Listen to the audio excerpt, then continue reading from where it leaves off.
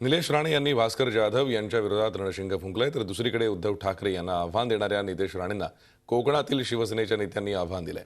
नितेश राणेंना धूळ चालण्यासाठी आतुर असल्याचं प्रत्युत्तर राजापूरचे आमदार राजन साळवी यांनी दिलंय। उद्धव ठाकरेंना निवडणुकीचं आव्हान देणाऱ्या नितेश राणे यांनी उद्धव ठाकरे यांच्या आधी कोकणातील त्यांच्या कोणत्याही शिलेदाराविरोधात निवडणूक लढवून दाखवण्याचं आव्हान साळवी यांनी दिलंय।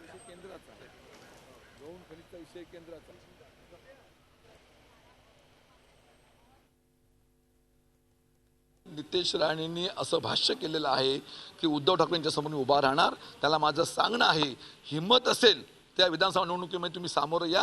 ह्या कोकणामध्ये 100% तुमचा पराभव करून तुम्हाला ह्या मातीमध्ये गाडू हा विश्वास इथे देऊ शकतो आणि जवळजवळ 50,000 मताधिक्य या मतदारसंघामध्ये घेणार। आणि म्हणून उद्धवजींच्या शिलेदारासमोर हिम्मत असेल तर निवडणूक तुम्ही लढून दाखवावी, हे त्यांना जाहीरपणे आव्हान आहे। झी 24 तास रहा एक पाऊल पुढे।